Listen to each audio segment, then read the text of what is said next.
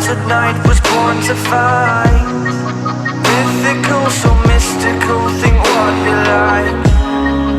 You could be the sword, the shield, defender of.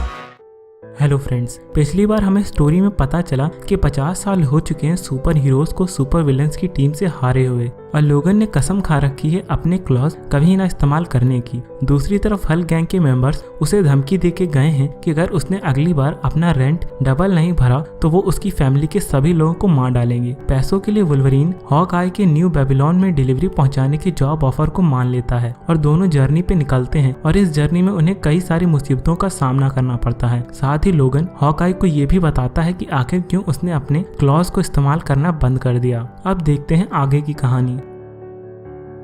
Hawkeye लोगन की story पूरी सुनने के बाद उससे कहता है कि वो उसके क्लॉज के इस्तेमाल ना करने के डिसीजन की रिस्पेक्ट करता है और वो आगे से लोगन से कभी नहीं कहेगा कि वो अपने क्लॉज इस्तेमाल करे। अब दोनों अगले दिन अपनी न्यू बेबीलोन की जर्नी दोबारा शुरू करते हैं और डूम्स हेड इलिनॉइस के पास पहुंचते हैं, लेकिन तभी एक वेनम इन्फेक्टेड टीरेक्स उन पे हमला कर देता है। वो स्पाइडर मोबाइल में उससे आगे निकलने की कोशिश करते हैं मगर टीरेक्स बहुत ही फास्ट होता है। कोई ऑप्शन ना दिखते हुए हॉकाई स्पाइडर मोबाइल में रखी हुई सीक्रेट मशीन गन निकालता है और वेनम टीरेक्स पे फायरिंग शुरू कर देता है, मगर उस पे इसका कोई असर नहीं होता और वेनम टीरेक्स स्पाइडर मोबाइल को टक्कर मारने ही वाला होता है कि तभी अचानक कहीं से एक आदमी फुल ब्लैक कपड़ों में वेनम के सामने आ जाता है और कुछ बोलता है और तुरंत ही वेनम सिम्बियोट और टीरेक्स दोनों ही दूर जाके गिरते हैं और ये आदमी होता है ब्लैक बोल्ट। और इससे पहले कि हॉकाई और लोगन उससे कुछ पूछ पाते उन्हें कोई इंस्टेंट टेलीपोर्टेशन से एक स्ट्रेंज फैसिलिटी में पहुंचा देता है जहां उन्हें एक जाना पहचाना चेहरा वेलकम करता है और वो होती है एमा फ्रॉस्ट।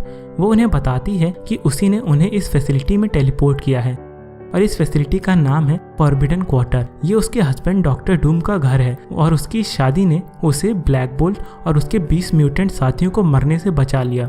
मगर हॉकाई उससे कहता है कि ये कोई शादी नहीं बल्कि तुमने खुद को डॉक्टर डूम को बेच दिया है। मगर एमा उससे कहती है कि उसे अपने और अपने साथियों के सर्वाइवल के लिए जो सही लगा वो उसने किया और उसे इस बात का कोई रिग्रेट नहीं है। कुछ समय बाद स्पाइडर मोबाइल के ठीक हो जाने पे वो एमा को गुड बाय कहते हैं और अपनी जर्नी पे निकल पड़ते हैं और उन्हें जाते हुए ऊपर से उस एरिया का सुप्रीम लॉर्ड डॉक्टर डूम देख रहा होता है।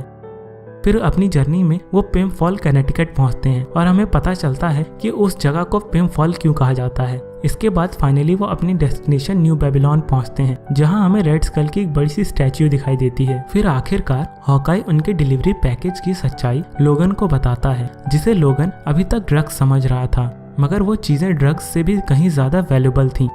और हॉकाई वो पैकेज एक रेबल अलायंस को डिलीवर करने जा रहा होता है जो जल्द ही प्रेसिडेंट के खिलाफ रिवोल्ट करने वाली थी। और उस पैकेज में होती हैं 99 बॉटल्स सुपर सोल्जर सीरम की, यानी वो बॉटल्स 99 कैप्टन अमेरिकास जैसे सोल्जर को प्रेसिडेंट के खिलाफ खड़ा कर सकती थी। रेबेलियन का लीडर टोबायस हॉकाई को पैसों से भरा सूटकेस देता है, मगर हॉकाई उसे लेने से मना कर देता है और कहता है कि पेमेंट के तौर पे उसे भी रिबेलियन फोर्स का मेंबर बनना है और टोबायस हाँ कर देता है। और हॉकाई हंसते हुए कहता है कि ये फीलिंग बिल्कुल वैसी ही है जैसी उसके एवेंजर्स की टीम को सबसे पहले ज्वाइन करते समय महसूस हुई थी। लेकिन लोगन को कुछ गड़बड़ी का अंदाजा होने लगता है, पर जब तक वो कुछ कर पाता टोबायस के आदमी लोगन पे गोलियों की बारिश कर देते हैं और तभी टोबायस भी अपनी गन निकालता है और हॉकाई के पेट में गोली मार देता है। और हमें पता चलता है कि ये सब चाल थी प्रेसिडेंट रेड स्कल की और ये लोग रेबल अलायंस नहीं बल्कि शील्ड के सीक्रेट एजेंट होते हैं। और हॉकाई का इस कंट्री को दोबारा ठीक करने का सपना टूट जाता है। टोबायस हॉकाई से अपनी जान की भीख मांगने को कहता है, मगर हॉकाई गुस्से में उससे बोलता है कि तुम में बस इतना ही दम था, मेरे साथ तो इससे भी बुरी चीजें हो चुकी हैं। और तभी टोबायस हॉकाई के सीधे सर के बीच में गोली मार देता है और हॉकाई वहीं का वहीं मर जाता है।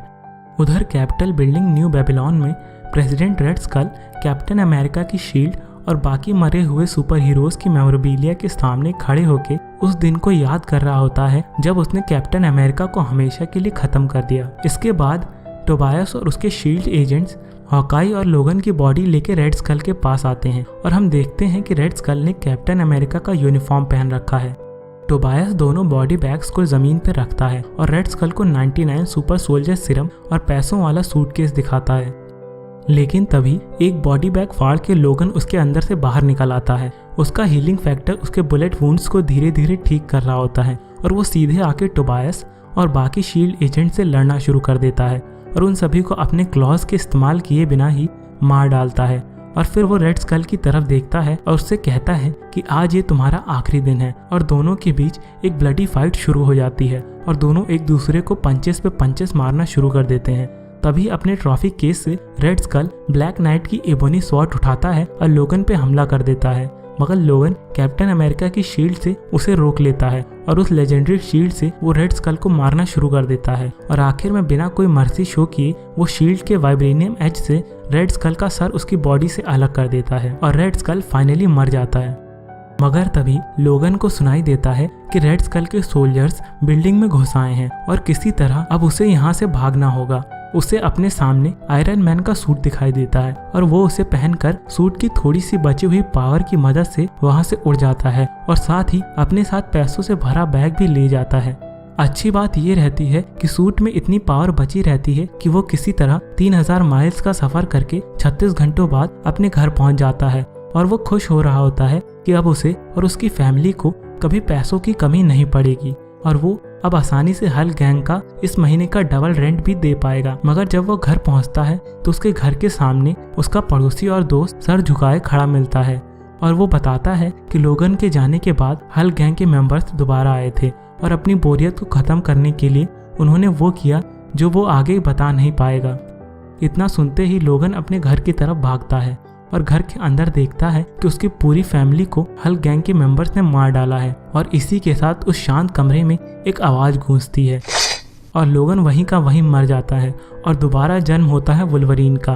और इसके बाद जो होता है वो हल्क गैंग के मेंबर्स के लिए डरावने सपने से कम नहीं होता।